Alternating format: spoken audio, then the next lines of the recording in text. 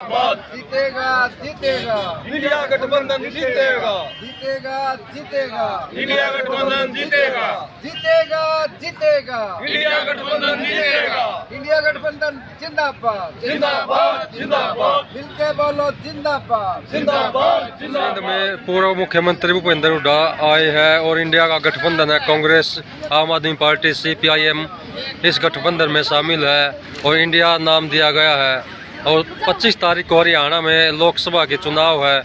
सतपाल ब्रह्मचारी सोनीपत से उम्मीदवार है। किस प्रकार से आप देखते हो, किस प्रकार से संविधान पर हमला हो रहा है, क्या कहना चाहोगे आप?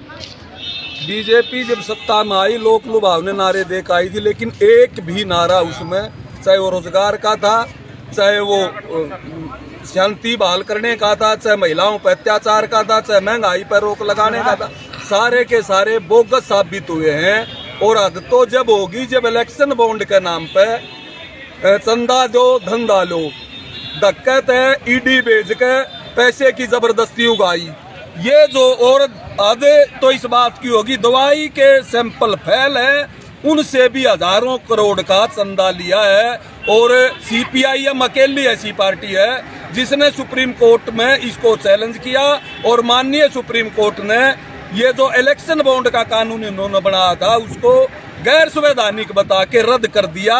और अब बीजेपी को कोई बात नहीं आ रही, 8,000 करोड़ रुपए अकेली बीजेपी के खाते में गए हैं। इसके अलावा हरियाणा की सरकार ने कोई नहीं छोड़ा, सबसे ज्यादा हत्याएं गोली चला के पुलिस द्वारा, चाहे वो सिरसावाड़ा का मामला है, चाहे किसान आंदोलन है, चाहे महिला पहलवानों का आंदोलन है, आरक्षण है, इसमें इन्होंने सबसे ज्यादा हत्याएं की है और कोई नहीं छोड़ा।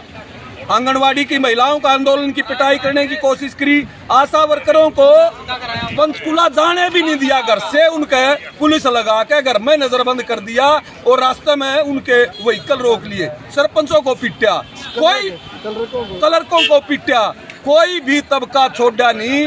और 45 साल का बेरोजगारी का रिकॉर्ड देश में टूट गया। हरियाणा में बेरोजगारी सबसे ऊपर है और आज बीजेपी के खिलाफ एक बहुत बड़ा माहौल है। 10 की 10 सीटें हारने जा रही है।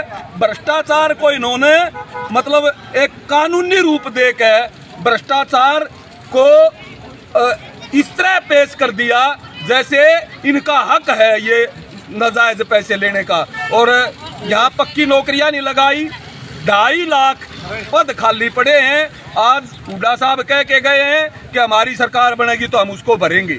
हमारा CPM का जो चुनाव घोषणा पत्र है उसमें सबको रोजगार देने की बात है, सबको शिक्षा देने की बात है, सबको स्वास्थ्य सेवाएं देने की बात है, किसानों को MSP का कानून बना के उनकी खरीद की गारंटी का कानून बनाया जाएगा। नरेगा में 200 दिन काम और 600 रुपए मजदूरी के लिए वो जो एक धननिरपेक्ष सरकार बनेगी उस पर दबाव बना के ये बनवाया जाएगा। पहले भी CPM और लेफ्ट पार्टियों के दबाव में ही उनकी ताकत के चलते ये नरेगा का कानून बना था, RTI बना था, RTE बना था, ये घर घर जाके स्वास्थ्य सेवाएं देने वाली जो ग्रामीण हेल्थ मिशन है वो बना था, ये मिड डे मील में दोपहर का खाने का बना था, ये सब के सब बने थे। और अब ये है कच्चों को पक्के करेंगे, खाली पदों को भरा जाएगा और MSP की गारंटी होगी